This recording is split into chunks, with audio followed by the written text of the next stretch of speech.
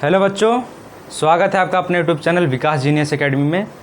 तो हम शुरू कर रहे हैं बायो 360 डिग्री सीरीज़, जिसमें हम कवर करेंगे class 11th plus class 12th की एनसीईआरटी टेक्स्ट बुक। तो जो भी बच्चे बोर्ड या कॉम्पिटिटिव एग्ज़ाम की तैयारी कर रहे हैं वो इस सीरीज़ को फॉलो कर सकते हैं, उनके लिए काफ़ी हेल्पफुल होगा, क्योंकि हम इसमें कवर कर रहे हैं क्लास 11th और 12th की एनसीईआरटी बुक, और कवर करेंगे उसकी डीप लाइन प्लस उसके क्वेश्चन और प्रीवियस ईयर क्वेश्चन जो कि कॉम्पिटिटिव एग्ज़ाम में जो आए होंगे। ठीक है, तो हम पहले शुरू करते हैं क्लास 11th। इसमें टोटल 5 यूनिट हैं और 19 चैप्टर हैं। तो हम पहले यूनिट से शुरुआत करेंगे, है ना। इस यूनिट में टोटल 4 चैप्टर हैं। तो चलिए शुरू करते हैं। Unit first, diversity in the living world. बच्चों, डाइवर्सिटी का मतलब होता है विभिन्नता। सबसे पहले हम इसी टर्म को समझते हैं कि डाइवर्सिटी का मीनिंग क्या होता है। तो जैसे कि आप देखते होंगे कि अपने बायोस्फीयर पे, अपने पृथ्वी पे या चारों तरफ तो एक जैसी चीज़ें नहीं हैं, हर चीज़ें कुछ अलग अलग वे में हैं। तो इन्हीं को हम कहते हैं डाइवर्सिटी। और हमारे एनसीईआरटी में भी दिया हुआ है कि टोटल कितने स्पीसीज़ हैं। तो उसमें 1.7 मिलियन से 1.8 मिलियन टोटल स्पीसीज़ दी गई हैं, है ना। करीबन 17 से 18 लाख, है ना। तो ये क्रिएट करती है बायोडाइवर्सिटी, है ना। तो सबसे पहले हम बायो की डेफिनेशन समझते हैं, जो कि हमारे एनसीईआरटी बुक में दी गई है, और 3 डेफिनेशन दी गई है जो अलग अलग है। तो हमने उसको एक जगह पे करके आपको समझा दिया है। देखेंगे कि biology is the science of life form and living processes. अब बच्चों, मैं आपसे अगर पूछूं कि लिविंग प्रोसेस क्या होती है, तो लिविंग प्रोसेस लिविंग में ही चलेंगी। तो जैसे ह्यूमन का एग्जांपल ले लें तो उसमें रेस्पिरेशन, डाइजेशन, सर्कुलेशन, मेटाबॉलिज्म, ये सारे प्रोसेसेस चलते रहते हैं। तो ये लिविंग में हो रहा है, तो इन्हीं प्रोसेस को हम लिविंग प्रोसेस कहेंगे। ठीक है। अगला पॉइंट है, every individual of any species is known as organism. आप किसी भी एनिमल, कोई प्लांट, है ना, को अगर देखते होंगे तो वो एक इंडिविजुअल है और उसी को हम एक ऑर्गेनिज्म कहेंगे। ठीक है। जैसे कि हम अगर कोई गेहूं का प्लांट ले लें, एक मैंगो प्लांट ले लें, बरगद का प्लांट ले लें, ट्री, है ना, तो उसको हम ऑर्गेनिज्म बोलेंगे। अगला डेफिनेशन है, biology is the story of life on earth. अब ये कह रहा है कि अर्थ पे लाइफ की कहानी क्या है, उसके स्टडी को हम बायोलॉजी कहेंगे। अगर हम उसका स्टडी करें कि लाइफ कैसे आई अर्थ पे, तो उसके स्टडी को हम बायोलॉजी कहेंगे। तो ये दूसरी डेफिनेशन हो गई बायोलॉजी की, है ना। अगला पॉइंट है, biology is the story of evolution of life form on earth, है ना। हम इसमें स्टडी करते हैं कि लगातार जो इवोल्यूशन हो रहा है। अब जैसे आपने सुना होगा कि ह्यूमंस का इवोल्यूशन बंदर से हुआ है, मंकी से, है ना। तो कई वर्षों से लगातार कॉन्टीन्यूअस प्रोसेस चलती है इवोल्यूशन की। तो उसका अगर हम डिटेल स्टडी करते हैं तो उसी स्टोरी को हम इवोल्यूशन कहते हैं, story of evolution of life form on earth. तो इस पूरे डिटेल स्टडी को हम बायोलॉजी के अंदर स्टडी करते हैं। अगला पॉइंट है, biology is the Greek word made up of 2 word, BIOS plus logos. BIOS का मतलब लाइफ, लोगोस का मतलब स्टडी, यानी लाइफ के स्टडी को बायोलॉजी कहते हैं। अब biology is first coined by Lamarck and Treviranus. ये 2 साइंटिस्ट हैं, इन्होंने पहले बायोलॉजी टर्म का इस्तेमाल किया था। बायोलॉजी के अंदर हम 2 ब्रांच को पढ़ते हैं, जूलॉजी प्लस बॉटनी। जो कि हमें अपने यूनिट में भी पढ़ना है, जूलॉजी प्लस बॉटनी को। तो जूलॉजी एक ग्रीक वर्ड है, जून से मिलकर बना है, जिसका मतलब होता है एनिमल, यानी एनिमल के स्टडी को हम जूलॉजी कहते हैं। और बॉटनी देख लेते हैं, ये भी एक ग्रीक वर्ड है, बॉटनी से मिलकर बना है, मतलब होता है प्लांट्स, यानी प्लांट्स के स्टडी को बॉटनी कहते हैं।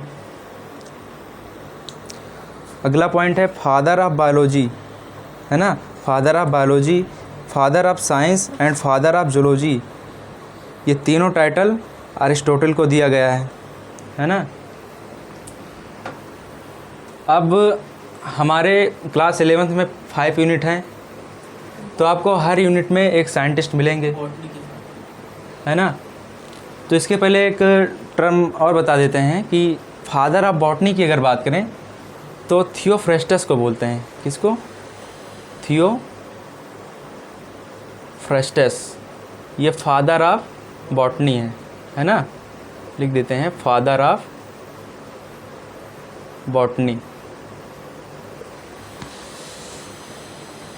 अब यहाँ पर आपको एक साइंटिस्ट का नाम लिखा हुआ दिख रहा होगा, अर्नस्ट मायर, है ना। तो कुछ पॉइंट इनके बारे में समझ लेते हैं। Ernst Mayar one of the 100 greatest scientist of all time, है ना। तो यानी कि अर्नस्ट मायर 100 महानतम वैज्ञानिकों में से अपने समय में एक थे। तो अगला पॉइंट क्या है? बॉर्न इन 5 जुलाई 1904 कैम्पटन, जो कि जर्मनी में है। थर्ड पॉइंट लिखा है कि इन्होंने हार्वर्ड यूनिवर्सिटी ज्वाइन किया था, joined Harvard university as a evolutionary biologist. Darwin of 20th century, यानी अर्नेस्ट मायर को डार्विन ऑफ 20th सेंचुरी भी कहा जाता है। अब 20th सेंचुरी कब से कब तक का समय होता है? तो 1900 से 1999 तक का जो टाइम होता है, ये 20th सेंचुरी बोला जाता है। और ये साइंटिस्ट हैं चार्ल्स डार्विन, जिनको हम क्लास 12th में पढ़ेंगे इवोल्यूशन चैप्टर में। तो चार्ल्स डार्विन का जो जन्म है 1809 में हुआ था। ये 19th सेंचुरी के साइंटिस्ट थे। इन्होंने एक रिसर्च करके बुक लिखी थी, ओरिजिन ऑफ स्पीसीज़, जो कि बायोलॉजी में एक रिवोल्यूशन ला दी थी। अगला पॉइंट है अर्नस्ट मायर 1953, इन्होंने Harvard faculty of arts and science को ज्वाइन किया था, एंड उसके बाद इन्होंने रिटायरमेंट ले लिया था 1975 में। अब इन्होंने बहुत सारे रिसर्च किए थे, बायोलॉजी की स्पीसीज़ की डिफिनेशन दी थी। तो इनके सम्मान में इनको एक टाइटल दिया गया, Alexander Agassiz professor of zoology emeritus.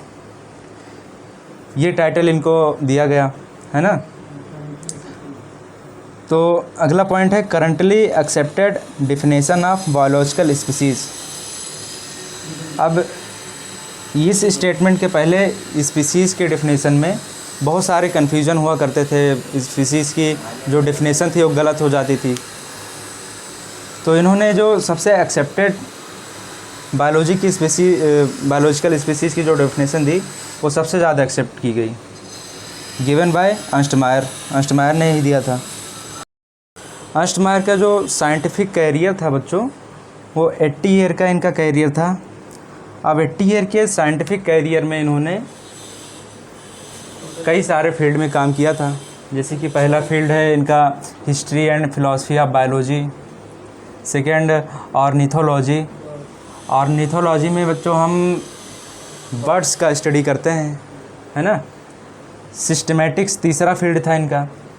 Systematics की बात करें तो इसमें हम जो एनिमल का स्टडी करते हैं वो एक प्रॉपर अरेंजमेंट में इसका स्टडी करते हैं। और फोर्थ जो फील्ड है इनका टेक्सोनॉमी, जैसा कि हम बायोलॉजिकल क्लासिफिकेशन में इस टर्म को समझेंगे। फिफ्थ है इवोल्यूशन, और सिक्स्थ है जू जियोग्राफी। अब इस शब्द का आप मतलब समझ लीजिए कि जो जियोग्राफी किसे कहते हैं। तो आपको पता होगा कि हर प्लांट, हर एनिमल हर जगह नहीं मिलता, वो कुछ स्पेसिफिक एरिया में ही मिलता है कुछ, ठीक है।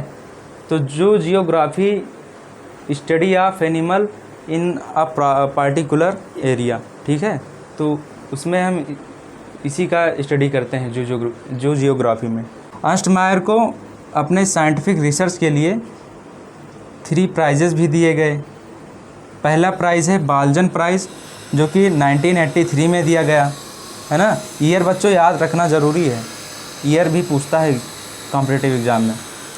सेकंड प्राइज़ की बात करें तो इंटरनेशनल प्राइज़ फॉर बायोलॉजी, ये 1904 में दिया गया।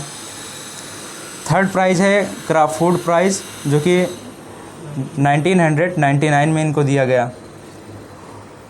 और ये बायोलॉजी के सबसे श्रेष्ठतम पुरस्कारों में से एक है, तो इसलिए इनको हम कंबाइन में कहते हैं all 3 prizes known as triple crown of biology.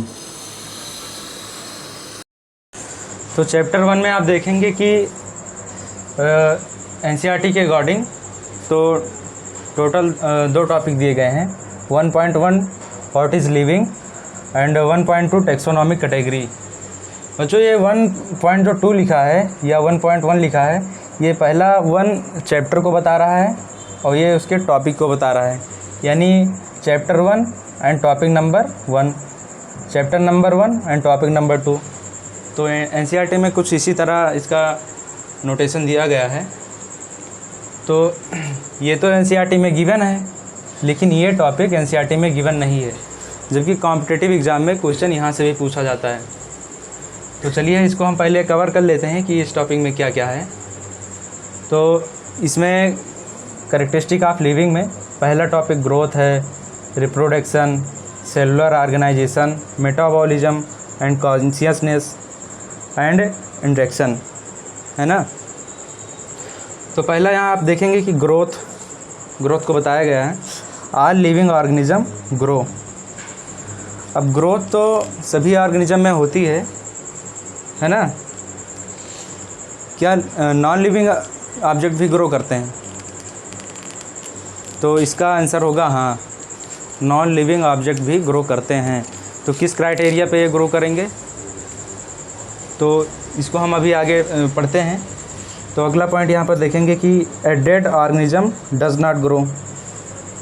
Dead का मतलब जो पहले जीवित था अब उसमें जीवन नहीं है, और नॉन लिविंग में आप समझेंगे तो वो कभी जीवन उसमें था ही नहीं। अगला पॉइंट देखेंगे कि ट्विन कैरेक्टरिस्टिक ऑफ ग्रोथ। अब यहाँ से आपको ग्रोथ का डेफिनेशन भी पता चलेगा कि ग्रोथ को हम किसे कहते हैं। तो इंक्रीज इन मास। अच्छा आप सोचें, जब आपका बर्थ हुआ होगा तो आपका मास करीबन 2-2.5 या 3 किलो रहा होगा, लेकिन इस समय 50, 60, 70 जो भी कुछ हो, तो कुल मिला के मास में इंक्रीमेंट हुआ है। तो क्या हम इसको ग्रोथ कहेंगे? हाँ। और इंक्रीज इन नंबर, तो जब एम्ब्रियोनिक स्टेट्स की बात करें तो उसमें सेल्स कम होते हैं, और जब बच्चे का बर्थ होता है उस समय सेल, और जब वो बड़ा होता है उस समय का सेल का जो नंबर होता है वो अलग अलग होता है। तो यानी एम्ब्रियोनिक स्टेज से लेकर जायगोट से लेकर और उसके बड़े होने तक सेल के नंबर में भी इंक्रीमेंट हुआ है, तो क्या इसको हम भी ग्रोथ कहेंगे? हाँ। तो ये ट्विन कैरेक्टरिस्टिक ऑफ ग्रोथ के रूप में ये जाना जाता है, दोनों बातें, ठीक है। तो इसको आप याद रखिएगा। यहाँ एग्जाम्पल देकर बताया गया है कि कोई बैक्टीरिया है और एक सेल है। तो जैसा कि आपको पता होगा कि बैक्टीरिया यूनिसेलुलर ऑर्गेनिज्म है, तो जब ये मल्टीप्लाई करेगा तो 2 सेल बनाएगा, है ना। 2 सेल बनाया तो सेल के नंबर में ग्रोथ हुआ, हाँ बिल्कुल, यहाँ एक सेल था और वहाँ 2 सेल है। मैं लिख देता हूँ, यहाँ 1 सेल है और यहाँ पर 2 सेल है। तो बैक्टीरिया का 1 सेल जो था उसने मल्टीप्लाई किया और 2 सेल बनाया। तो हम इस क्राइटेरिया के हिसाब से यहाँ पर हम कहेंगे कि बैक्टीरिया ने ग्रोथ किया, है ना। अच्छा, यहाँ पर डिवाइड भी लिखा है। तो मल्टीप्लाई एंड डिवाइड बायोलॉजी में दोनों एक ही बात होती है, चाहे कोई सेल डिवाइड करे या मल्टीप्लाई करे, है ना, तो उसके नंबर में इंक्रीमेंट होता है। तो बैक्टीरिया या अमीबा ले लें तो ये दोनों ही यूनिसेलुलर ऑर्गेनिज्म होते हैं। अब बैक्टीरिया की बात करें तो ये प्रोकैरियोटिक सेल है और अमीबा यूकैरियोटिक सेल है ना। तो यहाँ से आपको सिंपली दिख रहा होगा कि बैक्टीरिया ने ग्रोथ किया है, और आगे हम पढ़ेंगे रिप्रोडक्शन में कि रिप्रोडक्शन क्या होता है। तो इसने रिप्रोडक्शन भी किया है क्योंकि ये पेरेंट सेल थी और इसने 2 प्रोजेनी बनाई है ना, 2 ऑफस्प्रिंग। तो यहाँ पर समझने वाली बात यह है कि यूनिसेलुलर जो ऑर्गेनिज्म होते हैं उनके लिए ग्रोथ और रिप्रोडक्शन अलग सेम बात होती है, और जबकि मल्टीसेलुलर जितने ऑर्गेनिज्म होते हैं उनके लिए ग्रोथ अलग बात होती है और रिप्रोडक्शन अलग बात होती है ना। अगला पॉइंट देखेंगे कि ऑल ऑर्गेनिज्म यूनिसेलुलर और multicellular grow by cell division.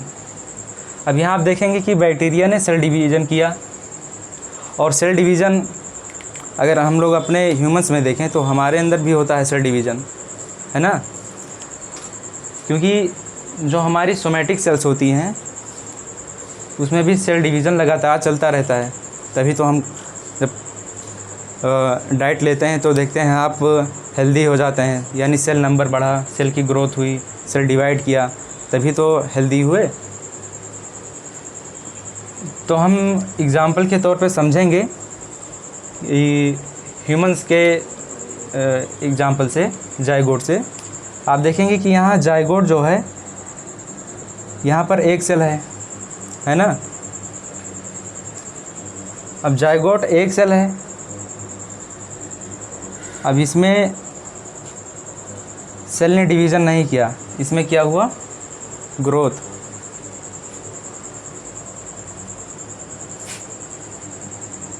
और ये फर्दर डिवाइड किया तो 4 सेल, एंड फर्दर डिवीज़न हुआ तो 8 सेल बना, एंड सो ऑन 32, और उसके बाद एक मल्टी सेलुलर ऑर्गेनिज्म बन गया पूरा। तो यहाँ पर हम समझेंगे कि प्लांट्स एंड एनिमल में ग्रोथ में क्या अंतर है ना। तो आप देखेंगे कि जो प्लांट में ग्रोथ होता है वो लाइफ टाइम तक होता है ना, नोन एज अनलिमिटेड ग्रोथ और इनडिटर्मिनेट ग्रोथ, है ना। तो ऐसा क्या खास बात है जिसकी वजह से प्लांट में जो ग्रोथ होता है वो लाइफ टाइम तक होता है ना। तो इसमें बच्चे कुछ टिश्यू प्रेजेंट होते हैं। यहाँ पर लिखा है कि due to the presence of meristematic tissue. अब ये प्लांट में सबसे ज़्यादा डिवीज़न की कैपेसिटी रखने वाला टिश्यू है ना। हम लोग आगे एनाटॉमी ऑफ फ्लावरिंग प्लांट में पढ़ेंगे पूरे टिश्यू सिस्टम के बारे में कि कितने टाइप के टिश्यू होते हैं, उनका फंक्शन, है ना, जाइलम एंड फ्लोएम, वो सारे चीज़ों को हम कवर करेंगे, ठीक है।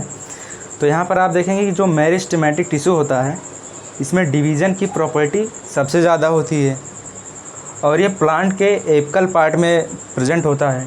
एपिकल पार्ट बोले तो सूट एपिकल सबसे टॉप पे जहाँ से लीव्स निकलती हैं, है ना, और रूट में रूट एपिकल जिसे बोलते हैं वहाँ पर ये टिश्यू प्रेजेंट होता है। तो इसकी वजह से प्लांट में अनलिमिटेड ग्रोथ होती है ना, लाइफ टाइम तक। और वहीं अगर एनिमल में देखें तो growth at certain age, animal में कोई ऐसा टिश्यू नहीं रहता है कि लाइफ टाइम तक ग्रोथ चले। तो इस वजह से इसको कहते हैं लिमिटेड ग्रोथ और डिटर्मिनेट ग्रोथ, लेकिन इसमें सेल डिवीज़न पूरे एनिमल में लाइफ टाइम तक चलती है। क्यों चलती है? क्योंकि बच्चों अगर एनिमल में कोई इंजरी हो जाए, अब जैसे आपको ही कोई अगर इंजरी हुई हो तो या क्या वो इंजरी कभी पूरी ही नहीं होगी? क्या घाव भरेगा ही नहीं, है ना? भरता है, क्योंकि वहाँ पर सेल डिवीज़न होता रहता है और सेल डिवाइड करते करते नई सेल्स को प्रोड्यूस करती हैं और उसकी वजह से पूरा हमारा इंजरी रिकवर हो जाता है ना? तो यही अंतर था प्लांट में और एनिमल में। अगला पॉइंट देखेंगे कि नॉन लिविंग ऑब्जेक्ट किस क्राइटेरिया पे ग्रो करती हैं। अगर हम ग्रोथ का कौन सा क्राइटेरिया लें तो नॉन लिविंग ऑब्जेक्ट हमें ग्रो करती हुई दिखाई देंगी, है ना? तो यहाँ आपने पढ़ा होगा इंक्रीज इन नंबर, है ना? अगर increase in number and mass लें तो आप देखेंगे कि नॉन लिविंग ऑब्जेक्ट भी ग्रो करती हैं, है ना? अब जैसे आप देखे होंगे कि जो फ़ैन होता है उस पर धूल के कुछ कण जब इकट्ठा हो जाता है तो उसका क्या मास इंक्रीज़ कर जाता है? हाँ, इंक्रीज़ कर जाता है ना? तो non living object can also भी ग्रो, है ना? यहाँ नंबर नहीं होगा बच्चों, मास होगा, ठीक है? If we consider increase in mass, तो आप देखेंगे कि non living object can also grow. जैसे माउंटेन बाउल्डर्स, सैंड माउंट्स, रेत के टीले होते हैं। जैसे रेगिस्तान में देखें तो अगर कोई छोटा टीला है, हवाएं चलती हैं तो उस छोटे टीले पर जो रेत होता है वो उड़ उड़ के उस पर इकट्ठा होता रहता है ना? तो इसकी वजह से उसमें ग्रोथ हो जाता है, उसके मास में भी ग्रोथ हो गया, ठीक है? और यहाँ पर आपने माउंटेन एवरेस्ट के बारे में सुना होगा कि वो हर साल वो ग्रो कर रहा है ना? तो इसी वजह से बोला गया है इंक्रीज इन मास। जब हम ये क्राइटेरिया लेंगे तो नॉन लिविंग ऑब्जेक्ट भी हमको ग्रो होती दिखाई देंगी, ठीक है? अगला पॉइंट है कि in living growth is from inside. अच्छा, जैसे हमने तो कह दिया कि लिविंग भी ग्रो करती हैं और नॉन लिविंग भी ग्रो करती हैं, लेकिन इन दोनों ग्रोथ में काफ़ी डिफरेंस होता है ना? अब जैसे आपको यहाँ बताया गया कि जो सैंड माउंट्स है वो उसके ऊपर रेत जो होती है हवाओं के चलने से उस पर इकट्ठा होता रहता है। तो यह क्या बाहर से इकट्ठा हो रहा है? हाँ, ये बाहर से इकट्ठा हो रहा है। लेकिन अगर लिविंग की बात करें तो इसमें कोई ऐसा चीज़ तो नहीं है कि यहाँ बाहर से कोई पार्टिकल आया, चिपक गया या उस पर इकट्ठा हो गया, इस वजह से ग्रोथ हुआ है। तो लिविंग में ऐसा नहीं है। इसमें ग्रोथ जो होता है वो सेलुलर लेवल पर होता है और इनसाइड होता है, इंट्रिंसिक ग्रोथ होता है ना? अगला पॉइंट आप देखेंगे कि इन non living growth is by accumulation of material on surface from outside. वही लिखा है ना, जो आपको हमने बताया। तो नॉन एज एक्रीशन। तो इस प्रोसेस को पूरा हम एक टर्म दे देते हैं, एक्रीशन, है ना? एक्रीशन के नाम से जानते हैं। तो बच्चों हम 1.0 का पहला टॉपिक पढ़ चुके थे, जिसमें हमारा टोटल 6 कैरेक्टरिस्टिक थे: growth, reproduction, cellular organisation, metabolism, consciousness and last interaction. तो ग्रोथ हमने पढ़ लिया था। सेकंड आता है रिप्रोडक्शन। तो सबसे पहले हम रिप्रोडक्शन का डेफिनेशन जान लेते हैं कि क्या होता है। तो the process by which a parents produce progeny या ऑफ स्प्रिंग, हिंदी लिखी हुई है, सिमिलर टू इट्स सेल्फ, है ना, नोन एज रिप्रोडक्शन। कोई भी पेरेंट्स होता है तो वो अपने अस्तित्व को बनाए रखने के लिए अपने ही जैसे ऑफ स्प्रिंग को प्रोड्यूस करता है ना? अब वो मेथड चाहे एसेक्सुअल हो या सेक्सुअल, तो दोनों में जो ये ऑफ स्प्रिंग होता है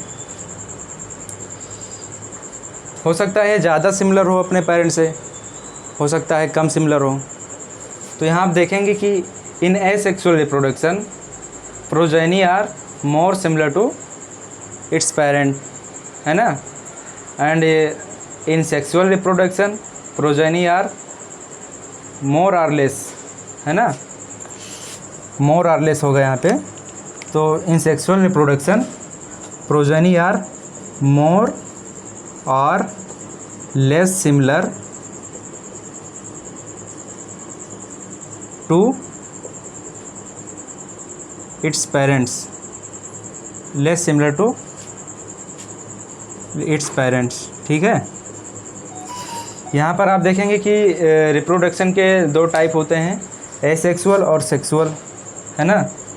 तो कुछ डिफरेंस बताया गया है यहाँ पर कि एसेक्सुअल और सेक्सुअल में क्या डिफरेंस है। यहाँ पर हमने पहले एसेक्सुअल लिखा है और फिर सेक्सुअल लिखा है।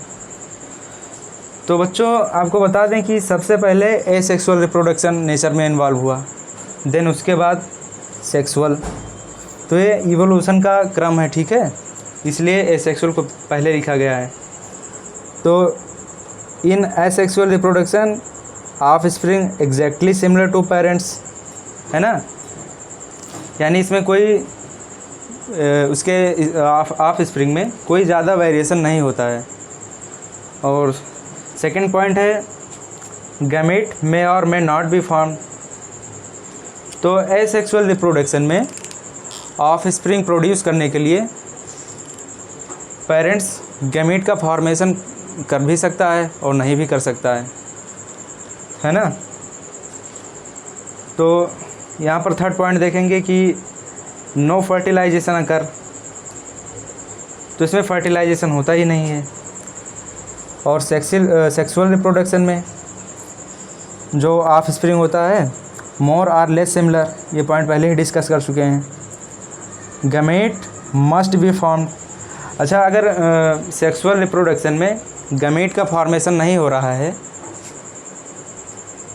तो वो सेक्सुअल रिप्रोडक्शन के कैटेगरी में आएगा ही नहीं, है ना। अगर गैमेट्स बन रहा है तो आगे फर्दर ऑफ स्प्रिंग के फॉर्मेशन के लिए उसमें फर्टिलाइजेशन होगा एंड फर्दर डेवलपमेंट होगा, तो इसमें फर्टिलाइजेशन भी होता है, ठीक है।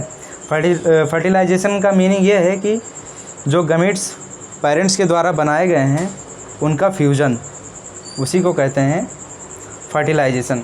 अब जैसे ह्यूमन का केस लें तो उसमें फीमेल के द्वारा ओवरी से एग का फॉर्मेशन होता है और मेल में टेस्टिस के द्वारा स्पर्म का फॉर्मेशन होता है। देन आफ्टर रिप्रोडक्शन के लिए जब वो प्रोसेस होता है फिर फर्टिलाइजेशन का प्रोसेस स्टार्ट होता है ना। फिर एसेक्सुअल में देखेंगे एसेक्सुअल रिप्रोडक्शन। तो यहाँ पर एसेक्सुअल के 5 टाइप को बताया गया है ना। अब ये सारे रिप्रोडक्शन जो बताए गए हैं, asexual spore, budding, binary fission, true regeneration, fragmentation, ये कोई अलग चीज़ें नहीं हैं, है ना। ये एसेक्सुअल का ही पार्ट है। ऐसा नहीं सोच लेना है कि एसेक्सुअल स्पोर एक अलग रिप्रोडक्शन है, बडिंग एक अलग रिप्रोडक्शन है, ऐसा नहीं है। ये सारे रिप्रोडक्शन एसेक्सुअल रिप्रोडक्शन के ही अंडर में आते हैं, है ना। तो ये हर रिप्रोडक्शन अलग अलग तरीके से ऑफ स्प्रिंग का फॉर्मेशन करता है। यहाँ पर आप देखेंगे कि एसेक्सुअल स्पोर जो होता है ये मेनली फंजाई में बनता है ना। ये जब हम किंगडम फंजाई पढ़ेंगे तो उसमें हम इसको और डिटेल में समझेंगे कि एसेक्सुअल स्पोर क्या होता है और कहाँ इसका फॉर्मेशन होता है। जैसे यहाँ पर दिया गया है कि कोनोडिया, जूस्पोर, एप्लेनोस्पोर, है ना। तो ये तीनों एसेक्सुअल स्पोर होते हैं, है ना। नेक्स्ट है बडिंग। बडिंग हाइड्रा और ईस्ट में होता है। हाइड्रा एक एनिमल है। जब एनिमल किंगडम पढ़ेंगे तो इसमें जब किंगडम सिलेंट्रेटा पढ़ेंगे तो उसमें हाइड्रा को रखा गया है ना, जो कि एक मल्टी सेलुलर ऑर्गेनिज्म है। तो एनिमल किंगडम में तो सारे मल्टी सेलुलर हैं, है ना। ईस्ट जो है ये एक फंजाई है और ये एक यूनिसेलुलर फंजाई है ना। यूकैरियोटिक सेल है। तो इसका साइंटिफिक नेम आपको यहाँ लिखा दिख रहा होगा, Saccharomyces cerevisiae. Third asexual reproduction का पार्ट है बाइनरी फिजन, है ना। तो इसको समझ लीजिए कि बाइनरी फिजन क्या होता है। In this case a cell form two cell equal in size, है ना। अब जैसे ये कोई सेल है ना, तो इसको जब बाइनरी फिजन करके ऑफ स्प्रिंग बनाना होगा तो ये इस बीचों बीच से पूरा कुछ इस तरह होते हुए दो सेल का फार्मेशन कर देगी। अब जैसे देखिए ये पूरा सेल थी, तो बीच से इसमें कुछ इस तरह का फार्मेशन होने लगता है ना। और बाद में ये धीरे धीरे अलग हो जाते हैं और दो सेल बन जाता है ना, जो कि इक्वल होते हैं साइज में कुछ इस तरह से, और फिर ये दो सेल बन जाते हैं, है ना। तो बाइनरी फिजन किस में होता है? अमीबा में होता है, अमीबा और पैरामीशियम में, है ना। तो अमीबा और पैरामीशियम किंगडम प्रोटिस्टा में रखे गए हैं। जब हम बायोलॉजिकल क्लासिफिकेशन पढ़ेंगे तो हम इनको और डिटेल में पढ़ेंगे, है ना। नेक्स्ट एसेक्सुअल रिप्रोडक्शन का पार्ट है ट्रू रीजनरेशन, है ना। अब बच्चों यहाँ रीजनरेशन का सिंपली हम अगर मतलब समझें तो यानी कोई चीज़ दोबारा जनरेट हो, दोबारा बन जाए, है ना, वही होता है रीजनरेशन। और ट्रू का क्या मतलब है?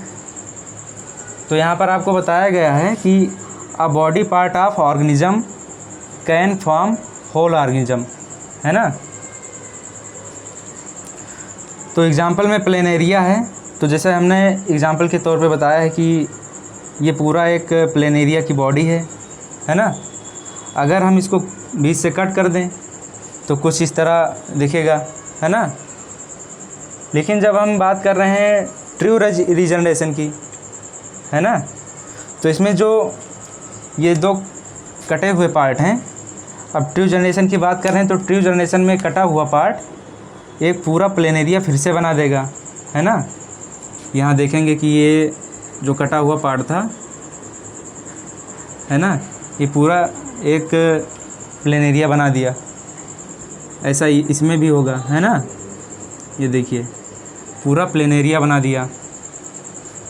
तो इस प्रोसेस को ट्रू रीजनरेशन कहेंगे, क्योंकि ये एक ऑर्गेनिज्म था और एक ऑर्गेनिज्म के बॉडी पार्ट से पूरा का पूरा ऑर्गेनिज्म बन गया है ना। तो इसे हम ट्रू रीजनरेशन कहेंगे। अच्छा, अगर बात करें हमारे लीवर में, वहाँ पर भी रीजनरेशन पाया जाता है ना। यानी अगर लीवर का हम कोई पार्ट ट्रांसप्लांट करते हैं किसी ह्यूमन में, तो एक पूरा लीवर बना देता है ना। लेकिन क्या एक लीवर का पार्ट पूरा एक ऑर्गेनिज्म बना देगा, ह्यूमन को बना देगा? नहीं, ऐसा नहीं हो सकता। तो उस रीजनरेशन को हम ट्रू रीजनरेशन नहीं कहेंगे। लेकिन यहाँ पर ट्रू रीजनरेशन हो रहा है। आप देख रहे हैं कि एक प्लेनेरिया के हाफ बॉडी से पूरा बॉडी बन रही है ना। अब नेक्स्ट पॉइंट आता है फ्रेगमेंटेशन, है ना। फ्रेगमेंटेशन फंजाई में और फिलामेंटस एल्गी में, प्रोटोनिमा ऑफ मास, है ना। तो फंजाई में फ्रेगमेंटेशन को हम और डिटेल में पढ़ेंगे फंजाई किंगडम में।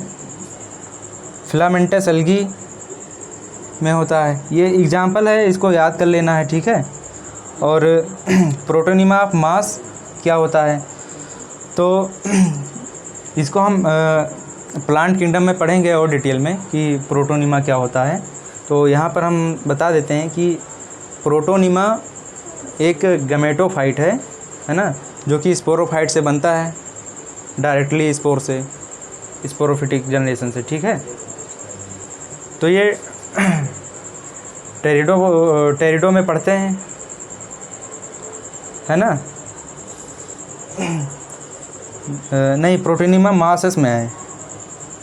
जैसे कि protonema of mosses, moss bryophyte का मेंबर जैसे कि फ्यूनेरिया, स्फैग्नम, है ना। तो फ्रेगमेंटेशन इन तीनों में होता है, याद रखना है आपको, ठीक है। अब यूनिसेलुलर ऑर्गेनिज्म लाइक अमीबा, है ना, amoeba, unicellular algae, bacteria, E coli, है ना, ये ई कोलाई एक बैक्टीरिया है।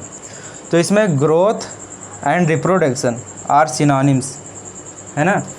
तो इसमें ग्रोथ और रिप्रोडक्शन को हम अलग अलग नहीं कह सकते। जैसा कि हमने ग्रोथ में पढ़ा था कि कोई बैक्टीरियल सेल है तो वो मल्टीप्लाई करके दो सेल्स बना रहा है, तो उसके सेल नंबर में भी इंक्रीमेंट हो रहा है ना। तो नंबर ऑफ सेल बढ़ रहे हैं, तो उसको हम रिप्रोडक्शन भी बोल सकते हैं और ग्रोथ भी बोल सकते हैं, है ना, क्योंकि मास में भी इंक्रीमेंट हुआ है। लेकिन मल्टी सेलुलर में ऐसा नहीं होता, उसमें ग्रोथ अलग बात होती है और रिप्रोडक्शन अलग बात होती है। जैसे हम अगर ह्यूमन का बात करें तो उसमें जो बॉडी के सेल होते हैं, जैसे सोमेटिक सेल, है ना, तो उसमें सेल डिवीज़न होता है और फर्दर सेल डिवीज़न से ग्रोथ होती है। तो जैसा कोई व्यक्ति है, उसके बॉडी में सेल ग्रोथ हुआ तो सेल नंबर बढ़े, तो क्या हम इसको रिप्रोडक्शन बोल देंगे? नहीं। रिप्रोडक्शन में मल्टी सेलुलर ऑर्गेनिज्म जो होते हैं उनके रिप्रोडक्शन में जो सेल्स होते हैं वो एक स्पेसिफिक ऑर्गेन में बनते हैं, जैसे टेस्टिस में, है ना। तो उस केस में ये दोनों बातें अलग अलग होती हैं। In multi cellular organism it is exclusive events, growth and reproduction अलग बात होती है। अगला पॉइंट है some living organism can not reproduce, है ना। इसका क्या मतलब हुआ? तो आप देखे होंगे अपने सोसाइटी में कि या म्यूज़ के बारे में सुना होगा, है ना। तो उसमें ह्यूमंस के केस में कुछ ऐसे कपल्स होते हैं जो रिप्रोडक्शन नहीं कर सकते हैं, यानी बच्चों को जन्म नहीं दे सकते हैं। आप देखे होंगे अपने सिटीज़ में कि IVF सेंटर्स होते हैं, तो वो उन्हीं के लिए बनाया गया है जो नेचुरली रिप्रोडक्शन नहीं कर सकते। तो लिविंग तो हैं फिर भी रिप्रोडक्शन नहीं कर रहे हैं, है ना, और जबकि रिप्रोडक्शन करना चाहिए अगर लिविंग है तो यहाँ पर लिखा हुआ है कि some living organism can not reproduce. अब लिविंग तो म्यूल भी है, स्टेराइल वर्कर भी है, इनफर्टाइल ह्यूमन कपल्स, है ना। तो म्यूल की बात करें तो ये मैन मेड सब स्पीसीज़ है। जैसे कि यहाँ पर दिख रहा होगा कि जब हम मेल डंकी और फीमेल हॉर्स का जब क्रॉस कराते हैं तब म्यूल बनता है। तो ये तो ह्यूमंस के द्वारा कराया गया है, ठीक है। तो ये जब इसका फॉर्मेशन होता है तो ये रिप्रोडक्शन नहीं कर सकता, यानी ये बच्चे पैदा नहीं कर सकता है। वहीं अगर स्टेराइल वर्कर बी की बात करें, अब बी में 3 तरह की बी होती हैं, वर्कर, ड्रोन एंड क्वीन, है ना। तो स्टेराइल वर्कर भी जो होती है उन तीनों में से वो रिप्रोडक्शन नहीं कर सकती। इनफर्टाइल ह्यूमन कपल्स, इसको हमने बता ही दिया।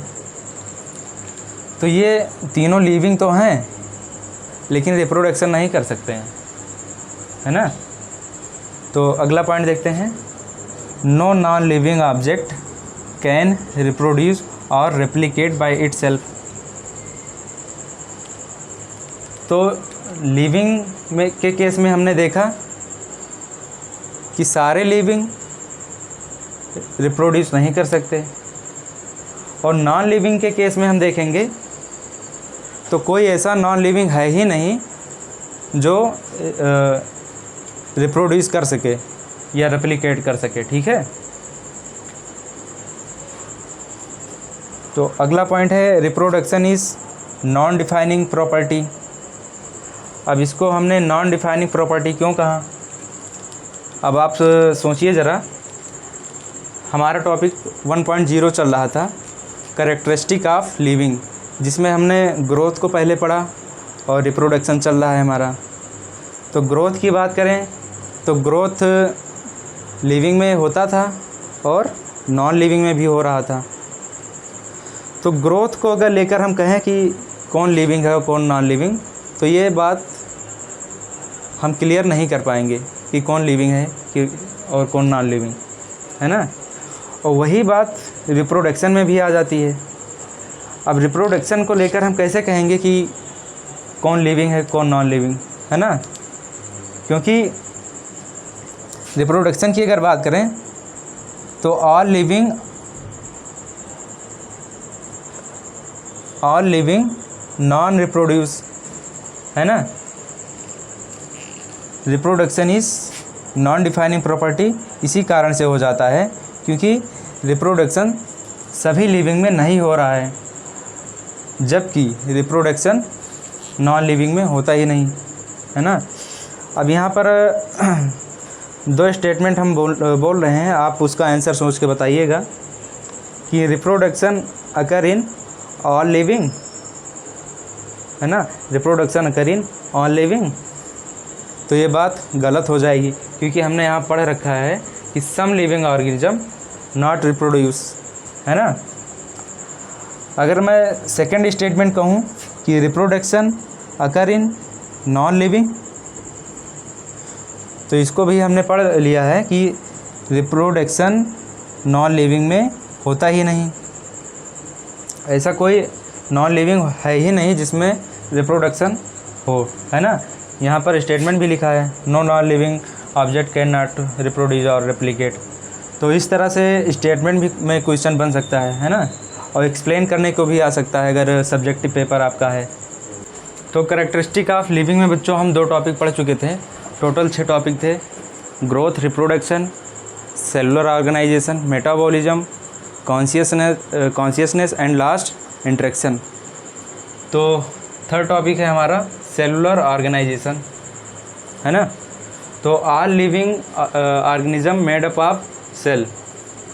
तो सारे लिविंग ऑर्गेनिज्म जो होते हैं सेल से मिलकर बने होते हैं है ना।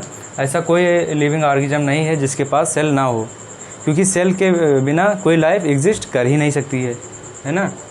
बाकी नॉन लिविंग में कोई सेल होता नहीं है, तो इसलिए सेलुलर ऑर्गेनाइजेशन एक डिफाइनिंग प्रॉपर्टी हो जाता है।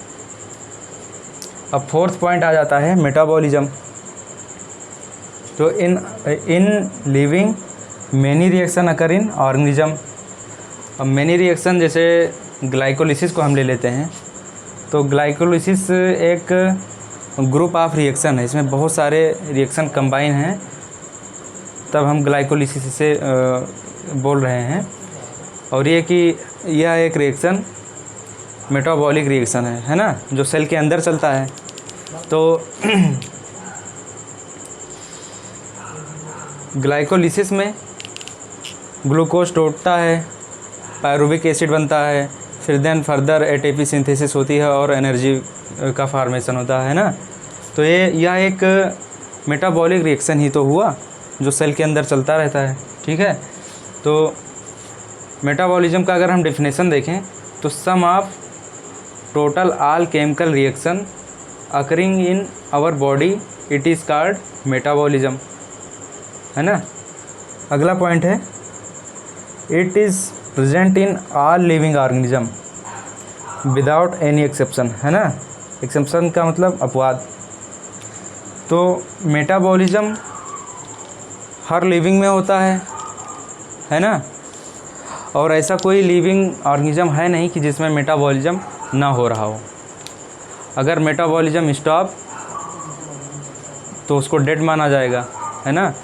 और यहीं पर एक बात और कि ऐसा कोई नॉन लिविंग नहीं है कि जिसमें मेटाबॉलिज्म हो है ना। तो अगला पॉइंट देखते हैं, metabolism not present in non living organism, ये हमने बता ही दिया आपको पहले। So it is defining property तो इन दो बातों से हमें क्लियरिटी मिल जाती है कि मेटाबॉलिज्म एक डिफाइनिंग प्रॉपर्टी है ना, लिविंग और नॉन लिविंग में। तो यहीं पर हम एक पॉइंट लिखे हैं, if we perform metabolic reaction outside from the body, है ना। तो जब हम किसी मेटाबॉलिक रिएक्शन को बॉडी के बाहर परफॉर्म करते हैं तो क्या पॉसिबल है? तो बिल्कुल पॉसिबल है। तो जैसा हमने यहाँ पर एग्जांपल लिया है, CO2 plus H2O gives H2CO3। ये एक टेस्ट ट्यूब है जिसमें CO2 और H2O को लिया गया है और किसका फार्मेशन हो रहा है? H2CO3 का। तो जैसा कि किडनी में एक एंजाइम पाया जाता है कार्बोनिक एनहाइड्रेज, वो इसका फार्मेशन करता है क्योंकि CO2 का एलिमिनेशन करना रहता है ना। तो ये टेस्ट ट्यूब है और टेस्ट ट्यूब में चल रही है केमिकल रिएक्शन, है ना। तो इस केमिकल रिएक्शन को हम क्या नाम देंगे? क्या एक लिविंग थिंग है? अब ये प्रोसेस, ये मेटाबॉलिक रिएक्शन लिविंग के अंदर भी चल रही है, लिविंग ऑर्गेनिज्म के अंदर भी चल रही है और टेस्ट ट्यूब में भी चल रही है, तो हम इसे एक लिविंग थिंग बोलेंगे। तो इसी बात को समझते हैं कि क्या कहेंगे इसको। तो इसे हम इस पॉइंट के माध्यम से समझते हैं कि neither living nor non living. तो इस रिएक्शन को ना ही हम लिविंग कहेंगे, है ना, और ना ही नॉन लिविंग कहेंगे। फिर कहेंगे क्या? These reaction are not living thing but surely living reaction, है ना। तो ये लिविंग थिंग तो नहीं है बट हम इसे क्या नाम लिविंग रिएक्शन ज़रूर बोल सकते हैं, है ना। तो मेटाबॉलिज्म एक डिफाइनिंग प्रॉपर्टी है, हम ये बात समझ चुके हैं, ठीक है। तो अगला पॉइंट हमारा आ गया कॉन्शियसनेस। कॉन्शियसनेस का हम मतलब समझते हैं। तो इसका हिंदी होता है चेतना, है ना। इसका हिंदी चेतना होता है कि हम कितना अवेयर हैं, है ना, इन्वायरमेंट से या अपने आप में, है ना। तो चलिए इसका डिफिनेशन समझते हैं। The ability of all living organism to sense their surrounding और environment and respond to the environmental stimuli, है ना। स्टिमुलाई का मतलब ये समझ लीजिए कि कोई डिस्टरबेंस, है ना, कोई डिस्टरबेंस होता है। तो ये साइंटिफिक टर्म में इस्तेमाल किया गया है स्टिमुलाई। तो अब आप देखेंगे कि कोई भी लिविंग थिंग होती है ना, या कोई ऑर्गेनिज्म होता है, तो अपने चारों तरफ जो भी उसे फिजिकल या केमिकल स्टिमुलाई मिलते हैं तो उसके प्रति वो रिस्पॉन्स करता है। अब जैसे आपको पिन चुभाया जाए, है ना, तो आप उसके अगेंस्ट रिस्पॉन्स करेंगे, है ना, क्योंकि आपकी बॉडी उस स्टिमुलाई को सेंस कर पा रही है ना। तो क्या ये नॉन लिविंग में होगा? क्या उनके पास ये प्रॉपर्टी होती है? ये प्रॉपर्टी उनके पास नहीं होती है ना। तो अगला पॉइंट क्या कह रहा है कि स्टिमुलस जो होते हैं बच्चों, ये प्लूरल फॉर्म है और ये सिंगुलर फॉर्म है। तो स्टिमुलस जो होते हैं वो 3 तरह के होते हैं, फिजिकल, केमिकल और बायोलॉजिकल, है ना। अब फिजिकल में light, temperature, water and heat आ जाता है। तो लाइट कैसे किसी ऑर्गेनिज्म को अफेक्ट करेगा, ठीक है। तो आप यहाँ देखेंगे कि कुछ प्लांट होते हैं जो हाई लाइट इंटेंसिटी में रिप्रोड्यूस करते हैं, है ना। जैसा कि आपने देखा होगा कि गेहूँ जो बोया जाता है वो ठंडी में बोया जाता है ना, क्योंकि उसे कम लाइट चाहिए। तो यह एक फिजिकल टर्म है, फिजिकल स्टिमुलस है ना। तो इसी के लिए कुछ डिफ़ाइन किया गया है, फोटो पीरियड, लाइट का ड्यूरेशन, है ना। तो photo period affect reproduction in both plant and animal, है ना, जो कि जो सीजनल ब्रीडर होते हैं, है ना, वो उनका जो रिप्रोडक्शन होता है वो लाइट के ऊपर डिपेंड करता है ना। तो ये फिजिकल स्टिमुलस है और ये डायरेक्टली लिविंग ऑर्गेनिज्म को अफेक्ट करता है और लिविंग ऑर्गेनिज्म उसके अगेंस्ट क्या नाम रिस्पॉन्ड करता है। यहीं अगर केमिकल की बात करें, केमिकल स्टिमुलस की, तो पॉल्यूटेंट, अब जैसे CO2 का कंसंट्रेशन इन्वायरमेंट में बढ़ जाए या हम कहीं ऐसे एरिया में जाएं जहां पर बहुत ज़्यादा पोल्यूशन हो, ठीक है, तो हमारा लंग्स क्या रिस्पॉन्स करेगा, है ना, पूरा जैसे वो गैस हमारे लंग्स में जाएगी, है ना, डिज़ॉल्व होगी, तो पूरा जो हमारा ब्रेन होगा, है ना, उसमें सेंटर होते हैं कुछ कीमोसेंसिटिव सेंटर होता है ब्रेन में, तो वो रिस्पॉन्स करेगा उसके प्रति। तो ये जो केमिकल स्टिमुलस है ये भी एक फिजिकल स्टिमुलस में आता है।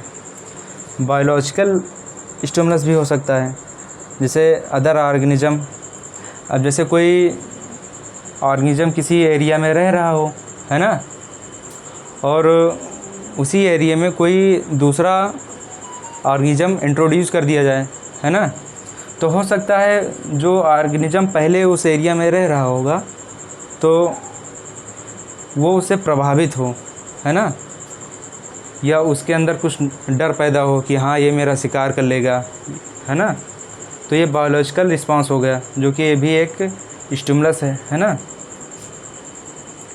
अब अगला पॉइंट है consciousness present in all living organism without any exception, है ना। तो इस बात से तो पता चल जाएगा कि कॉन्शियसनेस एक डिफाइनिंग प्रॉपर्टी होती है, क्योंकि ऐसा कोई नॉन लिविंग है ही नहीं जिसमें कॉन्शियस हो। तो अब बात करते हैं सेल्फ कॉन्शियसनेस की, है ना। तो सेल्फ कॉन्शियसनेस के बारे में आप लोगों ने सुना होगा, इसको कहते हैं स्वचेतना, है ना। क्या कहते हैं? स्वचेतना, अपने प्रति जागृत होना। अब जैसे आप लोग स्टूडेंट हैं, अगर आप लोग अपने प्रति सेल्फ कॉन्शियसनेस नहीं होंगे, स्वचेतना नहीं होगी, तो आप अपने आप को रेगुलेट नहीं कर पाएंगे, है ना। आपका परफॉर्मेंस जो होगा वो डिक्रीज़ कर जाएगा, है ना। तो only present in human being, non defining property, है ना। तो सेल्फ कॉन्शियसनेस केवल ह्यूमन बीइंग में प्रेजेंट होती है, केवल ह्यूमन बीइंग में प्रेजेंट होती है ना। तो अगर मैं एक स्टेटमेंट बोलूं, self consciousness present in all living organism, ये बात सही है गलत? तो ये बात गलत है, क्योंकि self consciousness all living organism में नहीं होती है। ये केवल किसकी प्रॉपर्टी है? ह्यूमन बीइंग की प्रॉपर्टी है ना। अंडरलाइन कर देता हूँ, ह्यूमन बीइंग की प्रॉपर्टी है। तो इस वजह से सेल्फ कॉन्शियसनेस को हम डिफाइनिंग प्रॉपर्टी नहीं कहेंगे, है ना। अब यहाँ एक टर्म आता है कोमा। कोमा के बारे में आप लोगों ने सुना होगा कि कोई व्यक्ति था, वो क्या नाम, उसका एक्सीडेंट हुआ या कोई इंजरी हुई जिसकी वजह से वो कोमा में चला गया, है ना। और कोमा में गया तो कई महीनों या कई सालों तक वो हॉस्पिटलाइज रहता है ना। तो कोमा के कंडीशन में आखिर होता क्या है कि व्यक्ति ना तो ज़िंदा रहता है ना ही मरता है ना। तो इसमें क्या होता है कि ब्रेन डेड हो जाता है, ब्रेन डेड हो जाता है, यानी जो नर्वस सिस्टम है वो वर्क करना बंद कर देता है, और ब्रेन डेड हो गया तो जो हार्ट है और लंग्स, इनका रेगुलेशन तो ब्रेन से ही होता है ना। लंग्स का डायरेक्टली कनेक्शन होता है ब्रेन से, और हार्ट तो ऑटो रिदमिसिटी इसमें होती है ना। ब्रेन हार्ट को रेगुलेट नहीं करता है, ये आगे हम सर्कुलेशन चैप्टर में पढ़ेंगे, है ना, बॉडी फ्लूइड एंड सर्कुलेशन में। तो कोमा कंडीशन में क्या होता है कि जो पेशेंट होता है उसका ब्रेन डेड हो जाता है। और heart and lungs are supported by machines, जैसे बहुत सारी मशीनें होती हैं, वेंटिलेटर होता है, तो उसके द्वारा हम उसको, उस पेशेंट को सपोर्ट करते हैं, है ना, ताकि उसके जो मेटाबॉलिक रिएक्शंस हैं या काफ़ी सारे जो ज़रूरी वर्क हैं बॉडी के, वो चल सकें, है ना। तो जो कोमा वाला व्यक्ति है उसको हम क्या कहेंगे, लिविंग कहेंगे कि नॉन लिविंग, है ना। तो नाइदर लिविंग नॉर लिविंग, है ना, तो उसे ना ही लिविंग कहा जाता है और ना ही नॉन लिविंग कहा जाता है। या तो हम पढ़ रहे थे कैरेक्टरिस्टिक ऑफ लिविंग, जिसमें टोटल 6 टॉपिक थे और हमने 5 टॉपिक को कवर कर लिया है ना। तो पहला टॉपिक हमारा ग्रोथ था, then reproduction, cellular organisation, metabolism, consciousness and last है इंटरेक्शन। तो यहाँ पर आप देखेंगे कि all living phenomena is due to interaction, है ना। तो सभी लिविंग इंटरेक्शन से बने हुए हैं, है ना। अब इंटरेक्शन को समझने के लिए हम इस हायरार्की को समझते हैं, है ना, तब हमें इंटरेक्शन का मतलब समझ में आएगा कि क्या होता है। तो आप अगर स्मॉलेस्ट पार्टिकल यानी कि इलेक्ट्रॉन, प्रोटॉन और न्यूट्रॉन से स्टार्ट करेंगे, है ना, तो इनके इंटरेक्शन से एटम बना हुआ है ना। आप केमिस्ट्री में पढ़े होंगे या अभी पढ़ाया जाएगा आपको कि इलेक्ट्रॉन, प्रोटॉन और न्यूट्रॉन के इंटरेक्शन से एटम बनता है ना। या ये भी कह सकते हैं कि एटम में इलेक्ट्रॉन, प्रोटॉन, न्यूट्रॉन होते हैं, है ना। तो इसके इंटरेक्शन से एटम बना है और एटम जब कंबाइन होते हैं, है ना, कई सारे जब एटम कंबाइन होते हैं तो मॉलिक्यूल बनता है। अब जैसे यहाँ पर आप देखेंगे कि नंबर ऑफ़ एटम 3 है, ऑक्सीजन और 2 हाइड्रोजन, तब जो मॉलिक्यूल बना वो H2O बना, यानी वाटर, है ना। यहाँ CO2 देखेंगे, है ना, ये यहाँ पर 3 एटम हैं, एक कार्बन है और 2 ऑक्सीजन है। तो जब एटम इंटरेक्ट हुए, उनमें इंटरेक्शन हुआ तो मॉलिक्यूल का फॉर्मेशन हुआ, है ना। अब कई सारे जब मॉलिक्यूल का इंटरेक्शन होगा तो क्या बनेगा, मैक्रो मॉलिक्यूल, है ना। अब मैक्रो मॉलिक्यूल क्या होता है, तो मैक्रो मॉलिक्यूल के बारे में हम डिटेल में बायोमॉलिक्यूल जो चैप्टर है उसमें हम डिटेल में पढ़ेंगे, ठीक है। तो यहाँ पर आपको बता देते हैं कि मैक्रो मॉलिक्यूल जो होता है ये मॉलिक्यूल के कॉम्बिनेशन से बनता है। तो यहाँ पर आप एग्जांपल देख लें, प्रोटीन एंड न्यूक्लिक एसिड, जैसे कि RNA, DNA, है ना, न्यूक्लिक एसिड, RNA और DNA, ये सभी क्या हैं, मैक्रो मॉलिक्यूल हैं। अब यहाँ प्रोटीन को आप जब देखेंगे तो ये कई सारे अमीनो एसिड से मिलकर बनता है ना। तो अमीनो एसिड एक मॉलिक्यूल है और अमीनो एसिड के अलावा प्रोटीन में और सारे ग्रुप होते हैं, है ना, जैसे एल्काइल ग्रुप होता है। तो ये सारे मॉलिक्यूल मिलके मैक्रो मॉलिक्यूल का फॉर्मेशन करते हैं। और मैक्रो मॉलिक्यूल क्या होता है, protein, RNA, DNA, nucleic acid, है ना। अब मैक्रो मॉलिक्यूल, अब सेल का जब आप डिटेल स्टडी करेंगे तो उसमें आप ऑर्गेनल पढ़ेंगे, है ना, जैसे कि माइटोकॉन्ड्रिया, गाल्जी बॉडी, ये सारे स्ट्रक्चर आप सेल वाले चैप्टर में पढ़ेंगे, है ना। तो उनका जो सेल वाल होता है वो सेल वाल प्रोटीन, लिपिड जैसे बड़े मैक्रो मॉलिक्यूल से मिलकर बनता है ना। तो जब मैक्रो मॉलिक्यूल का इंटरेक्शन हुआ तो ऑर्गेनल्स का फॉर्मेशन हो गया, है ना। अब यहाँ ऑर्गेनल्स जब बन गया, उसके बाद में ऑर्गेनल्स के कॉम्बिनेशन से, इंटरेक्शन से सेल का फॉर्मेशन हुआ। अब जब आप सेल्स पढ़ेंगे, है ना, तो उसमें न्यूक्लियस होता है, माइटोकॉन्ड्रिया होता है ना, कुछ इस तरह का स्ट्रक्चर होता है, और गाल्जी बॉडी होता है ना, कुछ इस तरह का स्ट्रक्चर करके। तो ये ऑर्गेनल्स हैं ये सारे, और ये सेल्स हैं। अब ऑर्गेनल्स का जब हम स्टडी करते हैं तो इसका जो सेल मेम्ब्रेन होता है वो प्रोटीन है उसका बनता है।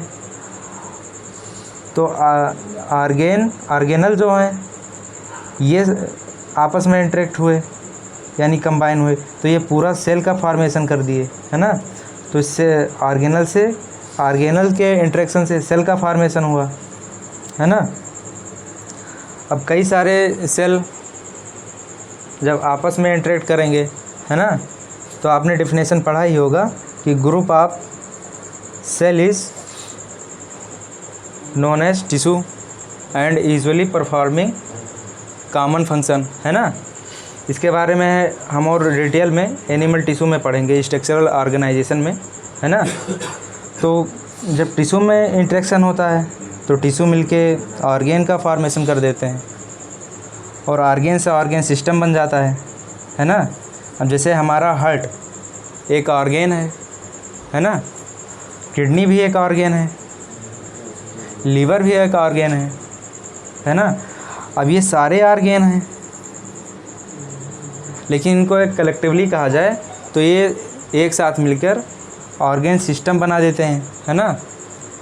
अब हमारे ही अंदर देखा जाए ह्यूमंस में तो कई सारे ऑर्गेन हैं, है ना, जैसा कि बताया गया आपको। तो ऑर्गेन सिस्टम मिलकर एक पूरे ऑर्गेनिज्म का फॉर्मेशन करते हैं, निर्माण करते हैं, है ना। तो इंटरेक्शन कुछ इस तरह चला, माइक्रो पार्टिकल से लेकर और एक ऑर्गेनिज्म तक। तो ये तो लिविंग नहीं है, एटम भी लिविंग नहीं है, लेकिन यहाँ आप देखेंगे कि यहाँ से पूरा यहाँ तक लेकर एक ऑर्गेनिज्म का फॉर्मेशन हुआ है ना। तो नॉन लिविंग चीज़ों से लिविंग का फॉर्मेशन हो गया है ना। तो यहाँ पर स्टेटमेंट यही लिखा गया है कि all living phenomena is due to interaction. तो यहाँ सब एटॉमिक पार्टिकल में इंटरेक्शन होते हुए पूरा एक ऑर्गेनिज्म का फॉर्मेशन हुआ। तो इसी फिनोमेना को हम इंटरेक्शन नाम देते हैं, है ना। तो इंटरेक्शन एक डिफाइनिंग प्रॉपर्टी होती है ना, लिविंग की। और यहाँ हम समझ लेते हैं इमर्जेंस को, है ना,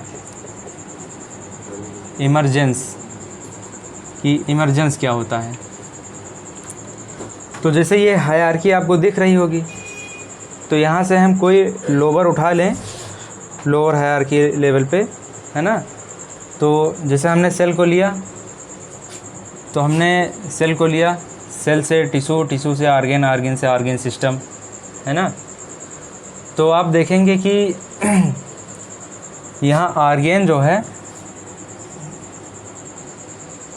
एग्जाम्पल में किडनी को लिया गया है ना। तो किडनी का काम होता है फिल्ट्रेशन ऑफ ब्लड, है ना। किडनी ब्लड तो ही फिल्टर करता है ना। तो फिल्ट्रेशन ऑफ ब्लड किडनी करती है ना, जो कि एक ऑर्गेन है। और टिश्यू कंबाइन करके ऑर्गेन बनाया है ना। तो क्या इस ऑर्गेन का वर्क ये टिश्यू कर पाएगा? तो ऐसा नहीं है ना। जो प्रॉपर्टी हायर लेवल में होगी वो प्रॉपर्टी लोअर लेवल में नहीं होगी, है ना। अब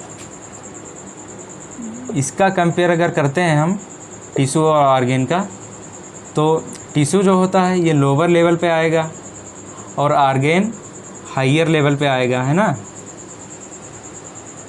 अगर यहीं पे हम ऑर्गेन सिस्टम लेवल की बात करें, ऑर्गेन सिस्टम की बात करें, है ना, तो ऑर्गेन सिस्टम जैसे circulation and transport of blood हमने ले लिया,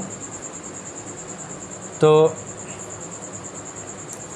ऑर्गेन सिस्टम का जो फंक्शन होगा वो ऑर्गेन में नहीं पाया जाएगा, है ना। अब जैसे सर्कुलेशन वेसल्स के द्वारा होता है, उसमें हार्ट भी इन्वॉल्व होता है, वेसल्स भी होते हैं, है ना, और ब्लड भी होता है। तो एक पूरा सिस्टम बना हुआ है ये ऑर्गेन का, है ना, कई सारे ऑर्गेन हैं। तो ये ऑर्गेन सिस्टम का वर्क ऑर्गेन में नहीं पाया जाएगा। तो अगर इन दोनों में हमने कंपेयर किया है तो ऑर्गेन जो होगा ये लोअर लेवल पे होगा, है ना। यहाँ पर देखिए ये लोअर लेवल पे है ना, क्योंकि हमने इन दोनों में कंपेयर किया है ना। तो ये लोअर पे है और ये हायर पे है। तो यहाँ समझने वाली बात यह है कि जो काम हायर लेवल पे हो रहा है वही काम लोअर लेवल पे नहीं हो पाएगा, है ना। तो यहाँ अगर यहाँ हम देखें, इन दोनों में कंपेयर करें टिश्यू और सेल में, तो जो काम टिश्यू कर सकता है वो काम सेल नहीं कर सकता है ना। तो हमने ये एक इमरजेंस आपको दिखाया है, और ये जो प्रॉपर्टी है इसमें शो होता है, इसको इमरजेंट प्रॉपर्टी बोलते हैं, है ना। तो ऐसा नहीं है कि केवल इसी के द्वारा समझ सकते हैं आप, इसमें से इस हायरार्की में से कोई भी पार्ट उठा के और उसको ड्रॉ कर सकते हैं फिगर, और उसका फंक्शन भी बता सकते हैं कि कौन कहाँ पाया जाएगा और कौन फंक्शन, कौन सा सिस्टम मतलब वो परफॉर्म नहीं कर पाएगा, है ना। तो अगला पॉइंट है all living organism present past and future are linked to one other by sharing of common genetic material but to varying degree. अब जैसा कि बात करें कि अर्थ पे लाइफ कैसे आई, है ना, तो ये बात हमको पता है कि सबसे पहले लोअर ऑर्गेनिज्म आए होंगे, है ना। और जेनेटिक चैप्टर में हम पढ़ेंगे कि जो न्यूक्लिक एसिड है ना, आरएनए और डीएनए, तो उसमें हम जानेंगे कि कौन पहले आया, है ना। तो जब लाइफ इन्वॉल्व हो रही थी तो सबसे पहले लोअर ऑर्गेनिज्म आए, है ना, और लोअर मॉलिक्यूलर वेट के जो केमिकल कंपाउंड थे वो पहले इन्वॉल्व हुए, देन उनसे हायर लेवल के केमिकल सिंथेसिस हुए, और जो हायर लेवल के ऑर्गेनिज्म हैं वो लोअर लेवल से ही उनका एवोल्यूशन के थ्रू आगे निर्माण हुआ, है ना। तो इस वजह से सारे लिविंग ऑर्गेनिज्म हैं उनका जो जेनेटिक मटेरियल है ना, जैसे डीएनए, तो वो किसी ना किसी तरह से एक दूसरे से लिंक है ना, क्योंकि आरएनए से डीएनए इन्वॉल्व हुआ है, तो आरएनए सबसे पहले सभी में रहा होगा। तो आरएनए से जब डीएनए बना तो सभी जो ऑर्गेनिज्म थे उनमें ये प्रॉपर्टी शेयर होने लगी कि किसी ना किसी तरह से वो एक दूसरे से कनेक्टेड हैं। तो यहाँ अगर हम ह्यूमन की बात करें तो ह्यूमन में जो डीएनए होता है, जेनेटिक मटेरियल, वो लीनियर होता है, डबल स्टैंडर्ड होता है ना। और इसमें जो बेस पेयर होते हैं 6.6 इंटू 10⁻9 बेस पेयर होते हैं, है ना। ह्यूमन एक डिप्लॉयड ऑर्गेनिज्म है, यानी कि इसमें डिप्लॉयड का मतलब समझ लीजिए कि डिप्लॉयड कोई ऑर्गेनिज्म होता है तो उसमें 2 सेट ऑफ क्रोमोसोम पाए जाते हैं, है ना। और ई कोलाई की बात करें तो यह एक बैक्टीरिया है, इसमें जो डीएनए होता है वो सर्कुलर डीएनए होता है, और इसमें base pair 4.6 into 10⁻6 base pair होते हैं, है ना। तो यहाँ आप देखेंगे कि डीएनए तो दोनों में है ना, लेकिन ह्यूमन के डीएनए में और ई कोलाई के डीएनए में, है ना, अंतर है।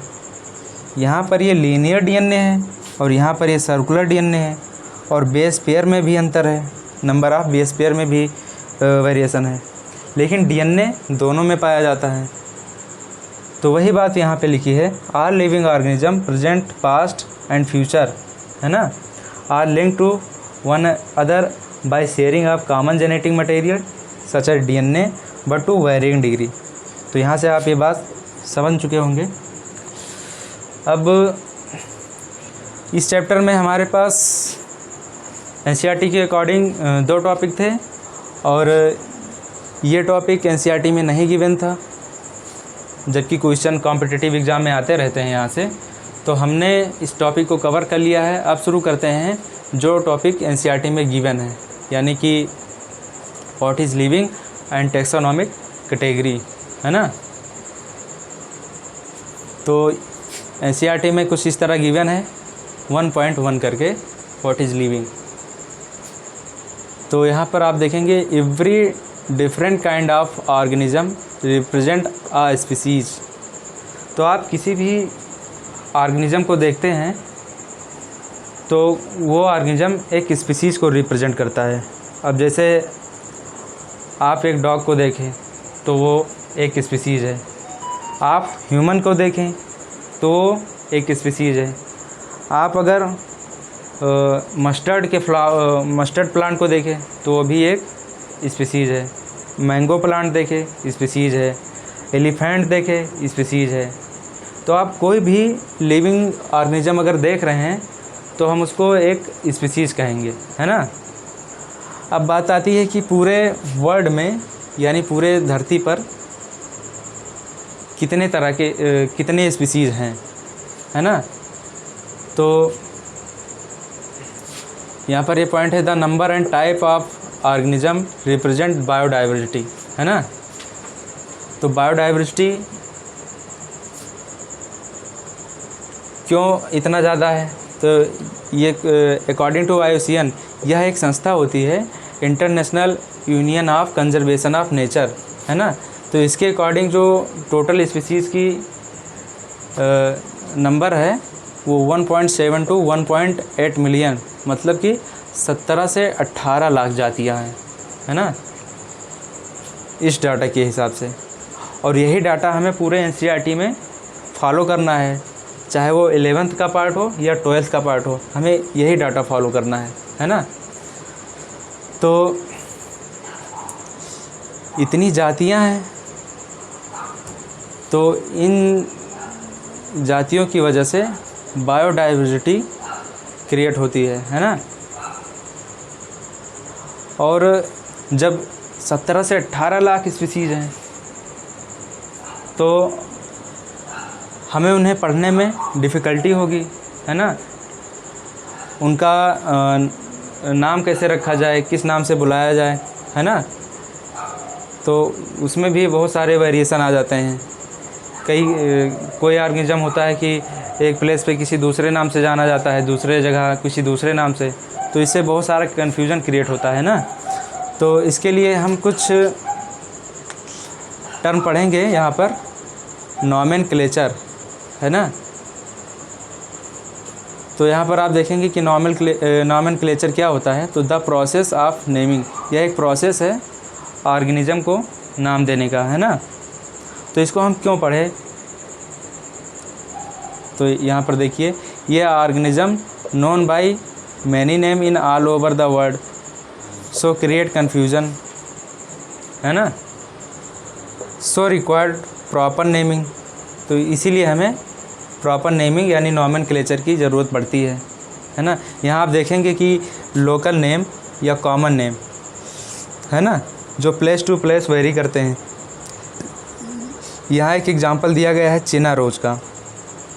तो अगर इंग्लिश में इसका नाम देखें तो इसे कहते हैं सू फ्लावर, है ना। और हिंदी में कहा जाए तो गुड़हल बोलते हैं, और संस्कृत में कहें तो इसे पद्मचारणी बोलते हैं। अब ऑर्गेनिज्म तो एक ही है ना, लेकिन उसका नाम देखिए 3 नाम है ना। अब अगर कोई व्यक्ति है तो उसे क्या नाम इंग्लिश में पता है और अगर इस 2 नाम उससे पूछा जाए तो वो कहेगा ये कोई अलग स्पीसीज़ है, लेकिन जबकि ये एक ही स्पीसीज़ है, चिन्ना रोज। तो इस वजह से, क्योंकि एक ऑर्गेनिज्म कई नामों से प्लेस टू प्लेस उसका नाम वेरी कर रहा है, जाना जाता है, तो इस वजह से ये कन्फ्यूजन क्रिएट करता है ना। तो हमें एक प्रॉपर नेमिंग की ज़रूरत पड़ती है। तो हम नॉमेनक्लेचर, बाय नॉमेनक्लेचर हम लीनियस के अकॉर्डिंग पढ़ेंगे, क्योंकि उन्होंने ही दिया था, है ना। तो here one organism is known by different name. तो हम बाय नॉमेनक्लेचर में हम पूरा रूल पढ़ते हैं उसमें कि अगर किसी ऑर्गेनिज्म को नेमिंग करना है उसका, तो किस तरह से प्रोसेस को हमें फॉलो करना है ना।